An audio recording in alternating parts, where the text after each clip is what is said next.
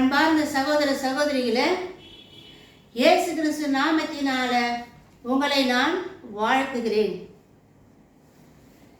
இந்த வீடியோவில் நான் முக்கியமான செய்தி என்ன பார்க்க போகிறோம் அப்படின்னா, இந்த காலகட்டத்தில் நடந்து கொண்டிருக்கிற ஈரானுக்கும் இஸ்ரவேலுக்கும் நடக்கிற இந்த யுத்தத்தை குறித்து வேதத்தில் என்ன சொல்லி இருக்குது அப்படின்ற விஷயத்த இந்த வீடியோவில் நம்ம பார்க்க போகிறோம்.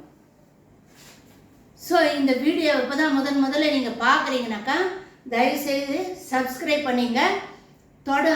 அப்படி இருந்தால் தான் உங்களுக்கு நான் போடுற வீடியோ அடுத்தடுத்து வந்துனே இருக்குங்க. தயவுசெய்து சப்ஸ்கிரைப் பண்ணாதவங்களாம் சப்ஸ்கிரைப் பண்ணிக்கோங்க. இப்போ ஈரானுக்கும் இஸ்ரவேலுக்கும் நடக்கிற இந்த யுத்தம் இது மனிதரால் உண்டான ஒரு காரியம் இல்லைங்க. நம்ம வேதத்தின் அடிப்படையில் தான் பார்க்க போகிறோம். ஸோ எஸ்தரின் புஸ்தகத்தில் எஸ்தர் ராஜாத்தியை குறித்து என்ன எழுதப்பட்டிருக்குது? எஸ்தர் புஸ்தகத்துக்கும் இப்போ நடக்கிற ஈரானில் நடக்கிற இந்த யுத்தத்துக்கும் என்ன கனெக்ஷன் இருக்குது அப்படின்னு நீங்கள் கேட்டீங்கன்னா கனெக்ஷன் இருக்குதுங்க. அதனால தான் இப்போ இந்த தலைப்பில் நம்ம பேச போகிறோம்.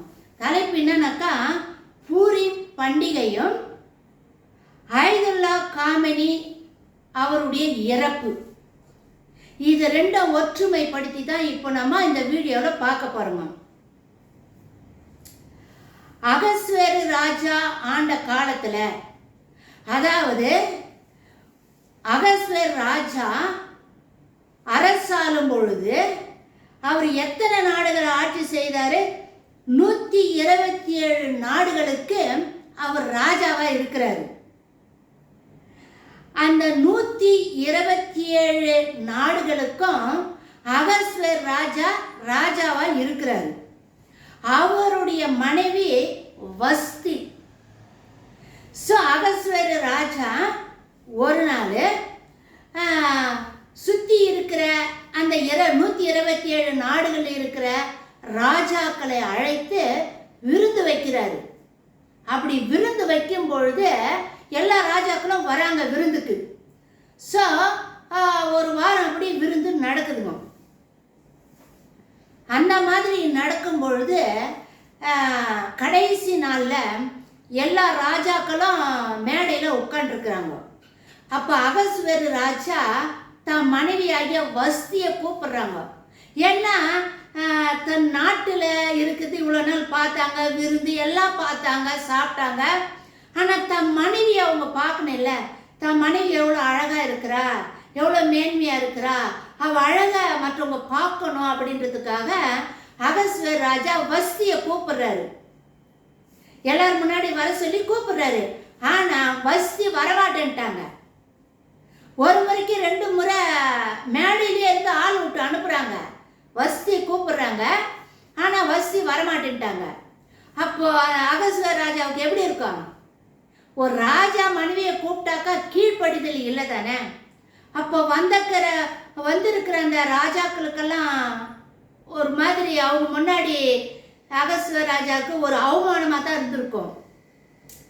ஸோ இந்த 127 நாடுகளில் இருக்கிற ராஜாக்கள் கலைஞ்சு போயிட்டாங்க, அவங்கவுங்க நாட்டுக்கு போயிட்டாங்க. அப்போது அகஸ்வேர் ராஜாவுடைய அரண்மனையில் இருக்கிற மந்திரிமாரெல்லாம் என்ன சொல்கிறாங்க, ராஜாவை இப்படி எல்லாரும் முன்னாடியும் மனைவி வஸ்தி உங்களை அவமானப்படுத்திட்டாங்க. ஸோ கணவனுக்கு கீழ்ப்படியில, அதனால் இப்பேற்பட்ட மனைவி தேவையில்லை.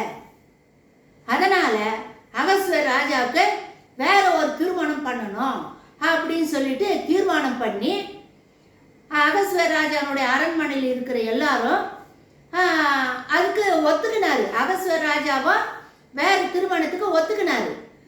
இப்போ பெண் பார்க்குறாங்க. பெண் பார்க்கும்போது அந்த நாடுகளில் இருக்கிற அழகான பெண்களை எல்லாம் கூப்பிட்டு செலெக்ஷன் பண்ண போய் ஆராய்ச்சி பார்த்து அழகான பெண்களை எல்லாம் கொண்டு வராங்க. கொண்டு வந்து அரண்மனையில் 6 மாதம் வச்சு அவங்களுக்கு நல்ல ஆகாரம் கொடுத்து நல்ல அழகு சாதனமெல்லாம் பண்ணி 6 மாதம் அவங்கள வச்சு அழகுபடுத்துகிறாங்க. ஒவ்வொருத்தரா 6 மாதம் கழிச்சு ராஜா முன்னாடி போவாங்க. அப்படி போகும்போது எஸ்தர் என்ற ஒரு பெண்ணு போகிறாங்க. இந்த எஸ்தர் என்ற பெண் யாருன்னா யூத குலத்தை சேர்ந்த பெண். இந்த பெண்ணுக்கு வந்து அப்பா அம்மா இல்லை, சித்தப்பா தான் எடுத்து இந்த பெண்ணை வளர்க்குறாங்க. ஸோ இந்த பெண் அழகாக இருக்கிறான்னு சொல்லிட்டு ஓடி ஒளியிறாங்க. ஆனாலும் அந்த அதிகாரிங்க விடலை. எஸ்தர் ராஜாத்தியை பிடிச்சி வலுக்கட்டாயமாக பிடிச்சிட்டு போயிட்டு அரண்மனையில் வச்சு நல்ல சாப்பாடெல்லாம் கொடுத்து அழகு சாதனமெல்லாம் கொடுத்து அழகுபடுத்துகிறாங்க. ஸோ எல்லாரும் ராஜா முன்னாடி கடந்து போகும்போது எஸ்தர் ராஜாத்தையும் கடந்து போகிறாங்க. அந்த மாதிரி கடந்து போகும்போது அகஸ்வர் ராஜா முன்னாடி எஸ்தர் ராஜாத்தி வந்து நிற்கும்பொழுது ராஜா கண்ணில் பார்வையில் எஸ்தருக்கு தயவு கிடைக்குது.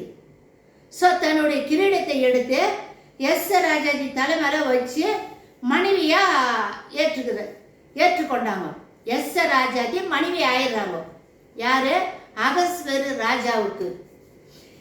இதை ஏன் செஞ்சாங்க அப்படின்னா ஆண்டவருடைய சித்தம் இருக்குதுங்க. ஸோ இப்படி அகஸ்வேரு ராஜா அரண்மனையில் ஆமான் என்ற ஒருத்தர், அதாவது அகஸ்வேரு ராஜாவுக்கு ரைட் ஹேண்டாக இருக்கிறவன் ஆமான், அவன் தான் எல்லாத்தையும் கவனிக்கிறவன். இந்த 127 நாடுகளில் இருக்கிறவங்க எல்லா போக்குவரத்து எல்லாமே இவன் கவனிக்கிறான். ஸோ அந்த நேரத்தில் அப்படி இருக்கும் பொழுது அரண்மனைக்கு இவன் சொல்ல வரும்பொழுது அந்த வழியில் வந்து மொர்தெகாய், எஸ்தர் ராஜாத்துடைய சித்தப்பா மொர்தெகாய் நின்று இருக்கிறாரு. அந்த ஆமானுக்கு வந்து இவர் வணக்கம் செலுத்துறதில்ல. அதுவே அவனுக்கு ஆமானுக்கு கோபம். நம்ம இவ்வளோ ஒரு அதிகாரியாக இருக்கிறோம், இந்த யூதம் வந்து நம்மளை வணங்க மாட்டேங்கிறானே அப்படின்னு ஒரு பொறாமை வருது. அதனால் ஆமான் என்ன பண்ணான்? திட்டம் போட்டான்.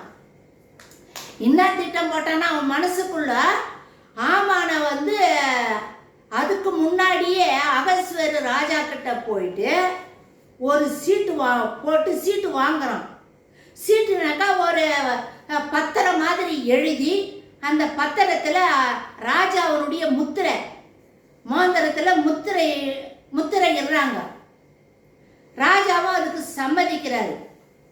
அந்த பத்திரத்தில் என்ன எழுதியிருக்குதுன்னா, அகஸ்வேரு ராஜாவை வணங்காதவங்க, கீழ்ப்படியாதவங்களெல்லாம், எதிர்க்கிறவங்களெல்லாம் கொலை செய்யணும் அப்படின்னு அதில் எழுதப்பட்டிருக்குது. அது பத்திரமா எல்லாரும் முன்னாடியும் அந்த பத்திரத்தில் ராஜா கையெழுத்து போட்டார், முத்திரை போட்டு கையெழுத்து போட்டார். அப்படி போட்டுத்தான் அதை ரெண்டாவது அழிக்க முடியாதுங்க. இப்போ முதல்ல இவன் தந்திரமா இதை அகஸ்வேரு ராஜா கிட்ட வாங்கிக்கினான். வாங்கிட்ட பிறகு எப்படியா இருந்தாலும் இந்த மொர்தெகாயை தூக்கு மேடையில் போடணும்னு சொல்லிட்டு 60 முழம் உயரமுள்ள தூக்கு மேடையை ரெடி பண்ணி வைக்கிறான். ரெடி பண்ணி வச்சு வந்த பிறகு தான் அவன் வந்து இந்த 127 நாடுகளில் இருக்கிற யூதர்கள் வாழ்ந்துட்டு இருக்கிறாங்க. 127 நாடுகளில் இந்தியா முதல் கொண்டு எத்தியோப்பியா வரைக்கும் 127 நாடுகளில் யூதர்கள் வாழ்ந்துட்டு வராங்க. ஸோ இந்த ஆமானுக்கு வந்து இந்த யூதர்களை கொலை செஞ்சிடணும், இந்த யூதர்களை இருக்கக்கூடாது அப்படின்னு அவன் திட்டம் போட்டான். திட்டம் போட்ட பிறகு எஸ்தரின் புஸ்தகம் இந்த வசனத்தில் நம்ம பார்க்கலாம். எஸ்தரின் புஸ்தகம் 9வது அதிகாரம் 24வது வசனம், அம்மொர்தெகாயின் குமாரனாகிய ஆமான் என்னும் ஆக்கியோன் யூதருக்கெல்லாம் சத்துருவாய் இருந்து யூதரை சங்கரிக்க நினைத்து, யூதரெல்லாம் அழிச்சிடணும் அப்படின்னு ஆமான் நினைத்து அவர்களை அழிக்கவும் நிர்மூலமாக்கவும் பூர் எனப்பட்ட சீட்டை போடுவித்தான். ராஜா கிட்ட பூர் அந்த அக்ரிமெண்ட் எழுதி சைன் வாங்கினான் பத்தியா அகஸ்வர் ராஜா கிட்ட. அந்த சீட்டுக்கு பேரு பூர். பூர் ஒரு சீட்டு, அந்த சீட்டினுடைய பேரு பூர். அந்த சீட்டுல ராஜா கையெழுத்து போட்டாரு, இவனும் வாங்கிட்டு வந்துட்டான். ஸோ இப்படி அவன் சீட்டு வாங்கிக்கிட்டு வந்துட்ட பிறகு இப்போ யூதர்களை கொலை செய்யணும்னு திட்டம் போடுறான். இவன் போட்ட திட்டம் மொர்தெகாய் யாரு, அவங்க சித்தப்பா எஸ்தர் ராஜாத்தியுடைய சித்தப்பா காவு காத்துன்னு இருக்கிறார் இல்லையா, அந்த அவருக்கு தெரியுது இந்த மாதிரி 127 நாடுகள் இருக்கிற யூதர்களை ஆமான் வந்து கொலை செய்து அழிச்சிட போறான் அப்படின்ற செய்தி வந்த உடனே மொர்தெகாயே தன்னுடைய அண்ணன் மகத்தானே எஸ்தர் ராஜாத்தி அகஸ்வர் ராஜாவுக்கு மனைவியா இருக்கிறா, அதனால எஸ்தர் ராஜாத்தி கிட்ட இந்த விஷயத்த சொல்றாரு. சொல்லும் பொழுது எஸ்தர் ராஜாத்தியும் அவளோடு கூட இருந்த தாதிமாரும் 3 நாள் உபவாசம் இருந்து அப்புறம் 3வது நாள் ராஜா முன்னாடி போறாங்க. ராஜா முன்னாடி யார் போனாலும் அவர் அவர் வச்சுட்டு இருக்கிற செங்கோலை நீட்டுவார். அந்த செங்கோலை போய் தொடணும். அந்த செங்கோலுடைய நுனியை தொட்டாக்கா அவங்க இன்னும் கோரிக்கை கேட்குறாங்கோ அது நிறைவேற்றப்படும். அந்த மாதிரி அகஸ்வர் ராஜா சிங்காசனத்தில் உட்காந்துட்டு இருக்கும்போது எஸ்தர் ராஜாத்தி போகிறாங்க. போகும்போது அகஸ்வர் ராஜா வந்து செங்கோலை நீட்டுறாங்க. நீட்டும் போது எஸ்தர் ராஜாத்தி கோலை தொடுறாங்க. அப்போ என்ன விஷயம்னு கேட்குறாங்க. அப்போ ராஜா வந்து நான் ஏற்பாடு பண்ணியிருக்கிற விருந்துக்கு வரணும் அப்படின்னு எஸ்தர் ராஜாத்தி கூப்பிடுறாங்க. அப்படி கூப்பிடும் பொழுது சரி வரேன் அப்படின்னு அகஸ்வர் ராஜா ஒத்துக்கினாரு. அகஸ்வர் ராஜா மட்டும் இல்லை, கூட ஆமானும் வரணும் அப்படின்னு சொல்லி சரின்னு சொல்லிட்டு ஆமானையும் கூட கூட்டிக்கிட்டு 3 நாள் விருந்துக்கு போறாங்க. 3 நாள் விருந்து வச்சிருக்கிறாங்க.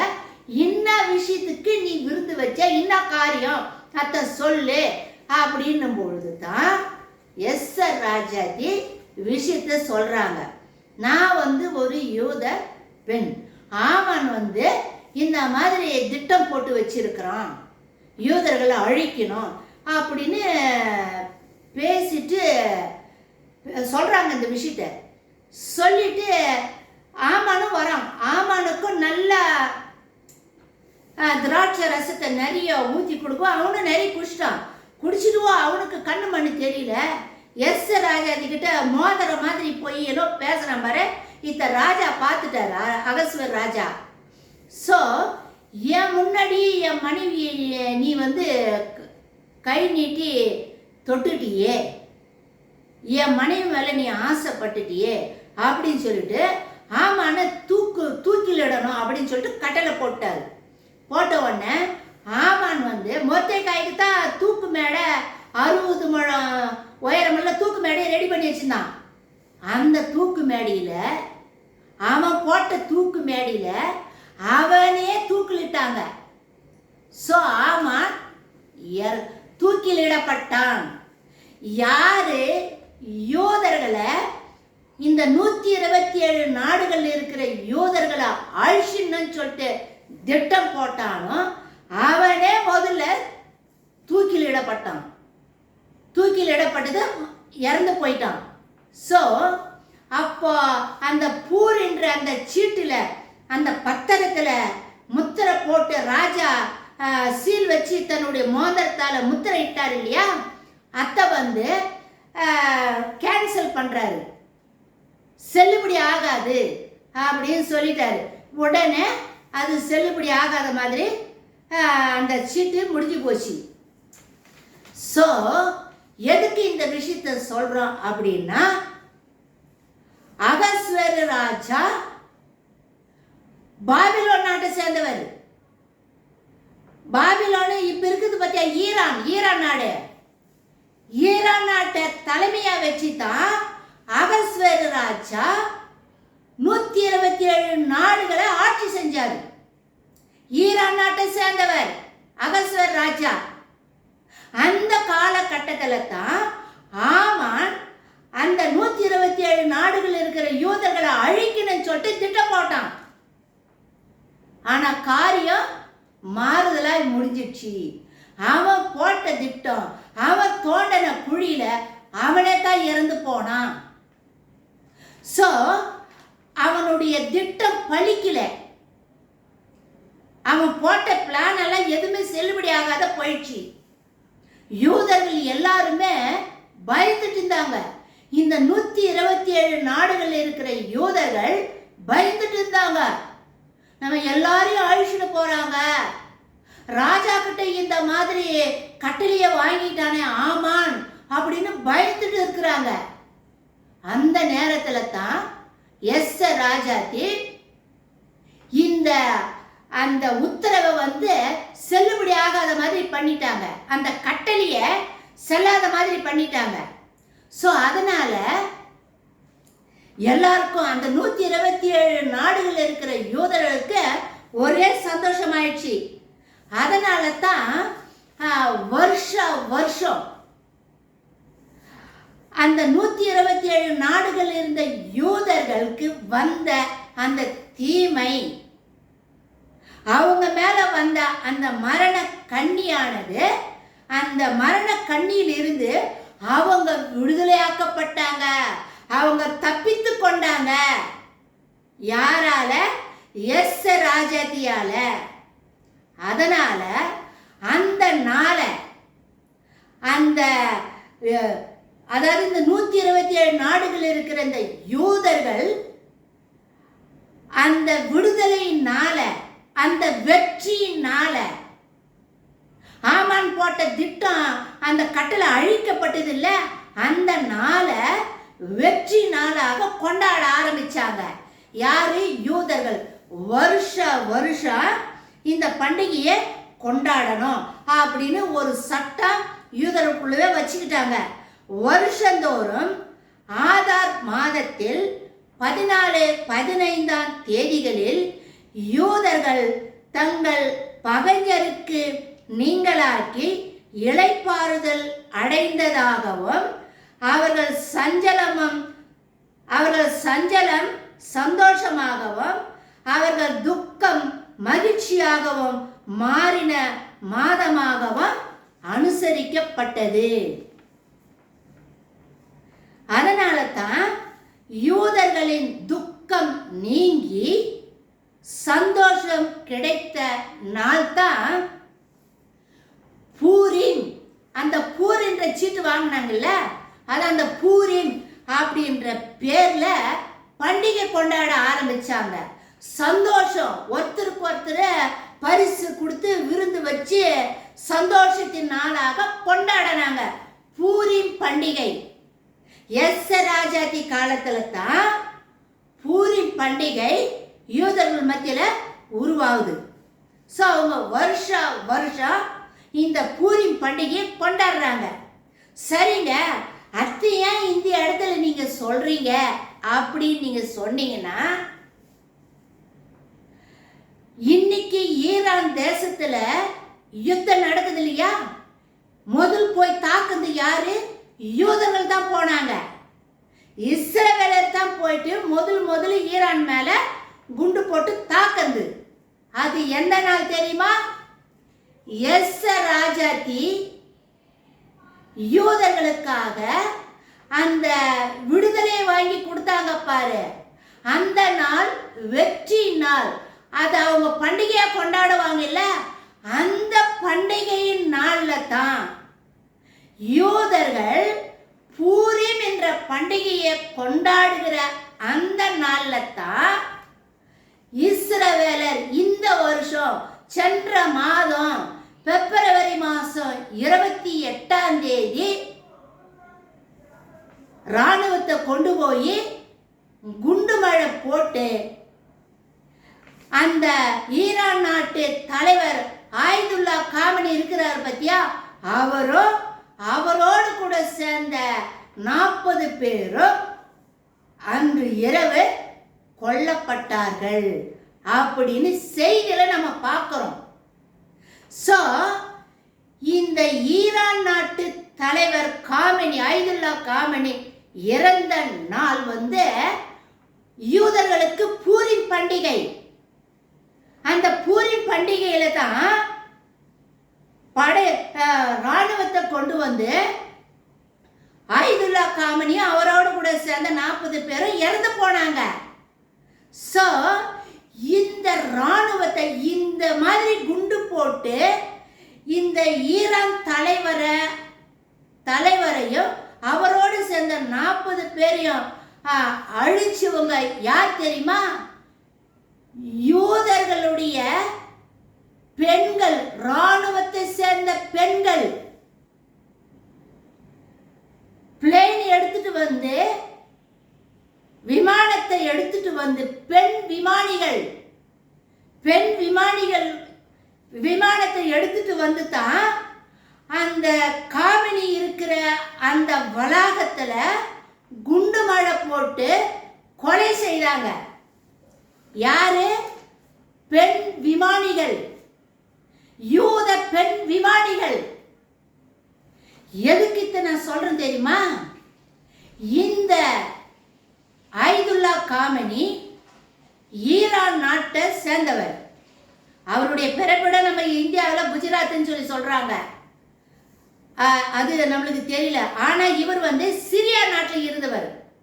சிரியா நாட்டில் இருந்த இவர் படைகளை சேர்த்துட்டு ராணுவத்தை கூட்டிட்டு இப்ப இருக்கிற ஈரான் நாட்டு மேல படையெடுத்து வராங்க. இப்போ அது பேரு ஈரான். அதுக்கு முன்னாடியே அந்த ஈரான் நாட்டுக்கு பேர் பெர்ஷியா. அந்த நாட்டுக்கு பேரு பெர்ஷியா. பெர்ஷியா நாட்டுல பெர்ஷியா இன மக்கள் தான் வாழ்ந்துட்டு இருக்கிறாங்க. அவங்க கலாச்சாரம், அவங்க வழிபாட்டு முறை, அவங்க அந்த நாட்டுல வாழ்ந்துட்டு இருக்கிறாங்க. இந்த ஆயதுல்லா காமெனியும் அவருடைய அப்பா சிரியா நாட்டில் இந்த படை எடுத்துட்டு ராணுவ படை இந்த பெர்ஷியா நாட்டை கைப்பற்றாங்க. பெர்ஷியா நாட்டை பிடிச்சுக்கிறாங்க. பிடிச்சதுல இருந்து 49 வருஷம் அவங்க ஆட்சி செய்யறாங்க. பெர்ஷியா என்ற பேரை எடுத்துட்டு ஈரான் அப்படின்னு பேரை வச்சாங்க. அவங்க யாரு? ஆயதுல்லா காமெனி அவரு. சோ அவரு அந்த பெர்ஷியா நாட்டுல ராணுவத்தால கைப்பற்றின பிறகு எல்லாரும் ஒன்னா கூடி ஒரு மீட்டிங் போடுவாங்க இல்லையா? அந்த மாதிரி மீட்டிங் போடும் பொழுது ஆயதுல்லா காமெனி முதல் பேசுறாராம். அவர் முதல் என்ன தெரியுமா பேசி இருக்கிறாரு? அவர் வாயிலிருந்து வந்த வார்த்தை என்ன தெரியுமா? இஸ்ரவேல் தேசத்தை வரைபடத்திலிருந்து உலக வரைபடத்திலிருந்து நான் அழிச்சிடுவேன், நான் எடுத்துடுவேன் அப்படின்னு சூளுரைத்தாரு. அவர் முதல் வார்த்தையே ஈரான் நாட்டில் கால் வச்சு முதல் வார்த்தையே அவர் சொன்னது என்னது தெரியுமா? இஸ்ரவேல் தேசத்தை அழிச்சிடுவேன், உலக வரைபடத்திலிருந்து இல்லாத மாதிரி செஞ்சிடுவேன் அப்படின்னு சூளுரைத்தார். அவர் சொன்ன அந்த வார்த்தை, அன்னைக்கு அவர் சொன்ன வார்த்தை, பரலோகத்தில் இருக்கிற தேவன் அவருடைய சிங்காசனத்துக்கு அந்த வார்த்தை போயிடுச்சு. அவர் அந்த வார்த்தையை முத்திரை போட்டார். அப்படியா?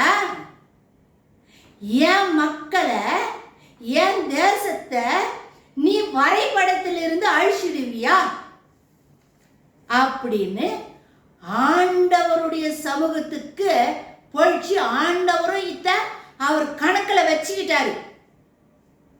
ஆண்டவரும் அவர் கணக்கில் வச்சுட்டாரு. 39 வருஷம் ஓடுதுங்க. இவரு இந்த காமெனி அந்த நாட்டில் இருக்கிற வருமானத்தை எடுத்து அவரை பாதுகாக்கிறதுக்காக, அவரையும் அவரை சேர்ந்த குழுக்களையும் பாதுகாக்கிறதுக்காக ஒரு இராணுவத்தை அவர் வந்து ஏற்படுத்தினார். யாரு? ஐதுல்லா காமினி. அந்த இராணுவத்தினுடைய பேர் தான் IRGC. அந்த இராணுவத்தினுடைய பேரு இஸ்லாம் ரெவலேஷன் காட் சென்டர் அப்படின்னு அதுக்கு அர்த்தமா. இந்த இராணுவ படையை அவர் நிறுவுறாரு. இது வந்து முக்கியமான இராணுவ படை. இதுக்கடுத்து உதவி படை இன்னொன்று இருக்குது. முக்கியமான படை இந்த படை தாங்க. இது எதுக்காக உருவாக்கப்படுதுன்னா, ஐதுல்லா காமினியும் அவர் சேர்ந்த கூட்டத்தையும் பாதுகாக்கிறதுக்காக உருவாக்கப்பட்ட படை. இது இல்லாம இன்னொரு துணைப்படை இருக்குது. அது இல்லாம அந்த ஈரான் நாட்டை பாதுகாக்கிறதுக்காக இராணுவ படை, அந்த நாட்டு இராணுவ படையும் இருக்குது.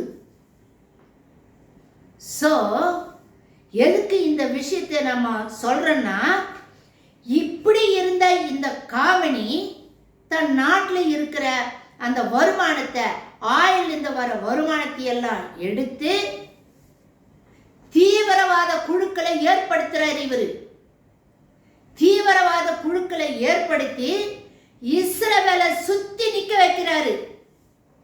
இஸ்ரவேல் நடுவில் இருக்குது. இஸ்ரவேலை சுற்றிலும் இந்த தீவிரவாத குழுக்களை இவர் அமைக்கிறார். ஈராக்கில் இருக்கிற முஸ்லிம் ஜிகாத் இயக்கம் ஒன்று, லெபனானில் இருக்கிற இஸ்புல்லா இயக்கம் ஒன்று, காசாவில் இருக்கிற ஹமாஸ் தீவிரவாத இயக்கம் அது ஒன்று, ஏமன்ல இருக்கிற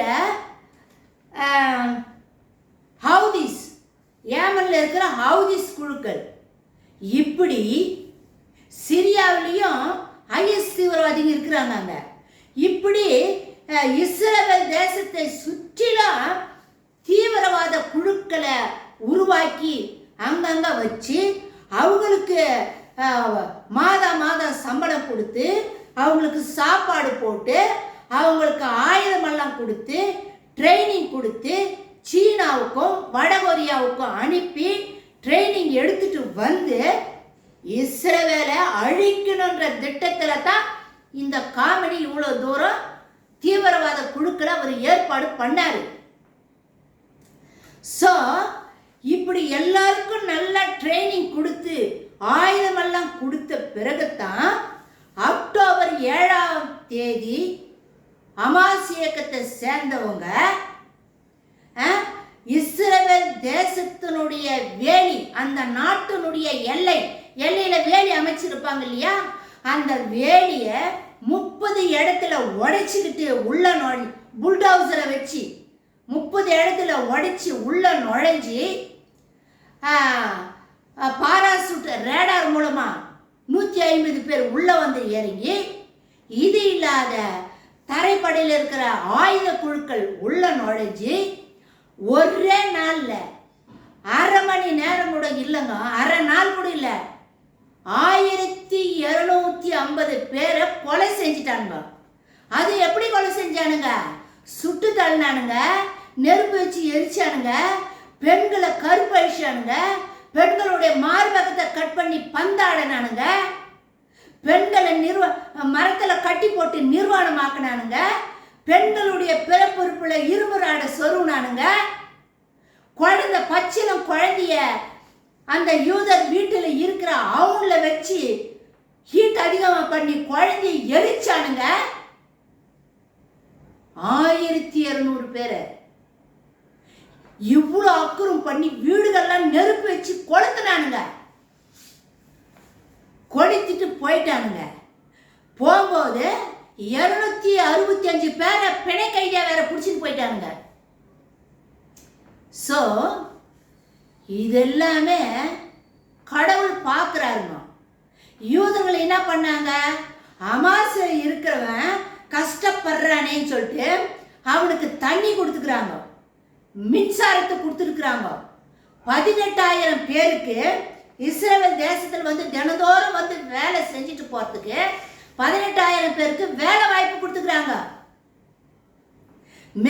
கிழக்கு பகுதியில் இருக்கிற பாலஸ்தீனாவில் 1,25,000 பேருக்கு இஸ்ரவேல் உள்ள வந்து வேலை செய்யறதுக்கு, பிளம்பிங் வேலை, கட்டட வேலை, எலக்ட்ரிஷியன் வேலை, இந்த மாதிரி சில்லற வேலையெல்லாம் செய்யறதுக்கு 1,25,000 பேருக்கு வேலை வாய்ப்பு கொடுத்துச்சு இஸ்ரவேல். அவங்க என்னங்க தீமை பண்ணாங்க? அவங்க தீமை எதுவும் பண்ணல தானே? அப்படி இருக்கிற அவங்கள போயிட்டு நீ இவ்வளோ அட்டுழிய பண்ணிட்டு வந்துட்ட அப்படின்னா இத கடவுள் பார்க்கிறாரா இல்லையா? கடவுள் கண்ணை யாரும் மறைக்க முடியாதுங்க. கடவுளால தேர்ந்து கொள்ளப்பட்ட மக்கள் யூதர்கள், இஸ்ரவேலர். கடவுள் சூஸ் பண்ணாரு. உன்னை என்ன சூஸ் பண்ணல, அவங்களதான் கடவுள் சூஸ் பண்ணாரு. இஸ்ரவேலர் 12 கோத்திரத்தாரு. அதுல ஒரு கோத்திரம் தான் யூதா கோத்திரம், யூதர்கள். சோ எதுக்கு இந்த விஷயத்தை சொல்றேன்னா, நாள் ஆக ஆக ஆக இஸ்ரவேலை அழிக்கணும்னு திட்டம் போட்டாங்க. இஸ்ரவேல் இல்லாத மாதிரியே பண்ணிடணும் அப்படின்னு சொல்லிட்டு இந்த அக்டோபர் 7ஆம் தேதிக்கு அப்புறம் 12 நாள் யுத்தம் நடந்துச்சு இல்ல? அந்த 12 நாள் யுத்தத்துக்கு அப்புறம் சைனா, வடகொரியா, ரஷ்யா இந்த 3 நாடுகளும் ஆயுதங்களையும் இன்டர்நெட்டு இதெல்லாம் கொடுத்து அவங்களுக்கு நல்ல ட்ரைனிங் கொடுத்து உசுப்பேத்தி ரெடி பண்ணி வச்சுட்டானுங்க. அதாவது சிலந்தி வலை மாதிரி ஈரானை அடிச்சா உலகம் முழுசும் இந்த பிராக்சி குழு இருக்குதுங்க. உலகத்துல எல்லா இடத்துலயும் இந்த தீவிரவாத குழு இருக்குது. சோ அன்னைக்கு ஆயுதுல்லா காமனி என்ன சொன்னாரு? நான் இஸ்ரவேலை வரைபடத்திலிருந்து எடுத்துருவேன் அப்படின்னு முதல் வார்த்தையா சூளுரைச்சாரு. அதே ஆள ராணுவ பெண்கள், இஸ்ரவேல் யூத பெண்கள் விமானத்தை கொண்டு வந்து பெண்களால கொலை செய்யப்பட்டார். யாரு? ஆயுதுல்லா காமனி. அவர் இறந்த நாள் பூரிம் நாள். யூதர்களுக்கு பூரிம் என்ற பண்டிகை. எஸ்தர் ராஜாத்தி எப்படி அகஸ்வேர் ராஜா காலத்துல 127 நாடுகளில் இருக்கிற யூதர்களை அழிச்சுன்னு சொல்லிட்டு திட்டம் போட்டானோ, ஆமா அத்த எஸ்தர் ராஜாத்தி முறியடிச்சாங்க இல்ல, முறியடிச்சு வெற்றி பெற்றாங்க இல்ல, அந்த வெற்றி நாள் ஒரு பெண்ணால தாங்க அந்த யூதர்களுக்கு வந்து விடுதலை வந்தது, வெற்றி பெற்றாங்க. அந்த வெற்றி பெற்ற அந்த நாள்ல தான், அந்த பூரிம் என்ற நாள்ல தான் கடந்த மாதம் அக்டோபர் மாதம் 28ஆம் தேதி யூத ராணுவ பெண்கள் விமானத்தை கொண்டு போய் குண்டு வாழை பொழிஞ்சு ஆயுதுல்லா காமனியை கொலை செய்தாங்க. இதெல்லாம் நீங்க என்ன நினைக்கிறீங்க சொல்லு பார்க்கலாம்? இது எல்லாமே கடவுளுடைய திட்டம். இது எல்லாமே கடவுளுடைய திட்டம். உன்னை தொடுகிறவன் என் கண்மணியை தொடுகிறான் அப்படின்னு இஸ்ரவேல் மக்களுக்கு வானத்தையும் பூமியை உண்டாக்கின சர்வ வல்லமையுள்ள தேவன், பிதாவாகிய தேவன் வாக்கு கொடுத்திருக்கிறாரு. வாக்கு கொடுத்துக்கிறாரு, உறுதிமொழி கொடுத்துக்கிறாரு. உன்னை தொடுகிறவன் என் கண்மணியை தொடுகிறான். அவர் கண்மணி போய் இன்னைக்கு நீ தொட்டுட்ட இல்ல, அவர் சும்மா இருப்பாரா? ஆண்டவரும் விட்டு கொடுத்தாரு. 39 வருஷம் ஆளுகை ஆயுதுல்லா காமினி. சோ பூரிம் பண்டிகை அன்னைக்கு தான் ஆயுதுல்லா காமினியும் யூத ராணுவ பெண்களால கொலை செய்யப்பட்டார் அப்படின்ற விஷயத்த இந்த வீடியோ மூலமா உங்களுக்கு நான் சொல்லி இருக்கிறோம். ஏன் தெரியுமா இந்த விஷயத்த நான் சொல்றேன்? அவங்க யூதர்கள் கடவுளால தேர்ந்து கொள்ளப்பட்ட மக்கள். அவங்க யார் வம்புக்கும் போக மாட்டாங்க. ஆனா அவங்கள போய் வம்பு எடுத்தா அவங்கள விட்டும் கொடுக்க மாட்டாங்க. அது அவங்களுடைய குணம். கடவுளும் விட மாட்டார், அவங்க பக்கம் தான் இருப்பாரு. ஸோ இன்னைக்கு இஸ்ரவேல் மேல ஈரான் நாடு குண்டு மழை போடுதுதான். இஸ்ரவேலுக்கு அழிவுதான், இல்லைன்னு சொல்லல, அழிவுதான். ஆனாலும் இஸ்ரவேல் வந்து அழிஞ்சு போகாது, உன்னால அழிக்க முடியாது. சீனா நாட்டு அந்த ஜின்பிங் சொல்றான், என்ன சொல்றான், 80 வருஷம் யூதர்களுடைய ஆட்சியானது ஈரானியர்களால தான் முடிவடைய போதுன்றான். சீனா நாட்டு அதிபர் அந்த ஜின்பிங் சொல்றான். சோ இன்னும் யுத்தம் நடந்துகிட்டே இருக்குது, நடக்கும். வேதத்தில் எழுதப்பட்டிருக்கிற பிரகாரம் பெர்ஷியா என்ற ஈரான் நாடு அழிக்கப்படும் என்று எழுதப்பட்டிருக்குது வேதத்துல. இது எதுக்கு அடையாளம் அப்படின்னா, இயேசு கிறிஸ்து 2வது வருகை வரப்போறாரு இந்த பூமிக்கு. அதுக்கு முன்னாடியே இது ஒரு அடையாளம். அவர் சொன்னது நிறைவேறுது. வேதத்துல எழுதியிருக்கிற வசனங்கள் நிறைவேறிட்டு வருது. இன்னும் உக்கிரமாகும், சண்டை அதிகமாக தான் ஆகும், அடங்காது. ஏன்னா சண்டை நடந்தாதான் சண்டையில சமாதானப்படுத்துறதுக்கு ஒரு ஆள் வரணும். சண்டை நடந்தாதான் சண்டையை சமாதானப்படுத்துறதுக்கு ஒரு ஆள் வரணும்.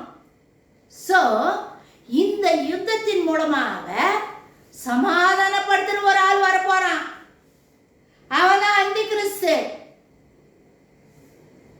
அவன் இந்த பூமிக்கு வரப்போறான். நாள் கிட்ட நெருங்கிடுச்சு. அதனால தான் யுத்தங்கள் நடந்து கொண்டு இருக்குது.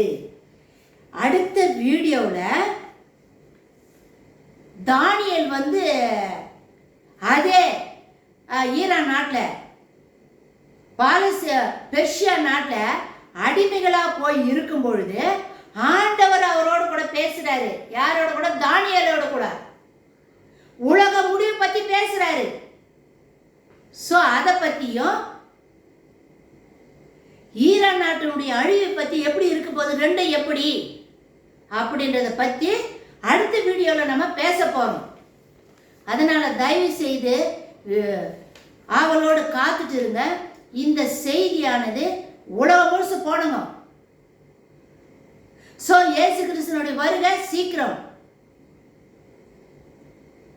சோ இந்த செய்தி எல்லாருக்கும் நீங்க ஷேர் பண்ணிக்கங்க, லைக் பண்ணுங்க, சப்ஸ்கிரைப் பண்ணுங்க. இதுல உங்களுக்கு ஏதாவது டவுட் இருந்தா கமெண்ட்ஸ் பண்ணுங்க. அதுக்கு உண்டான விளக்கத்தை நான் சொல்றேன். மாரநாதா.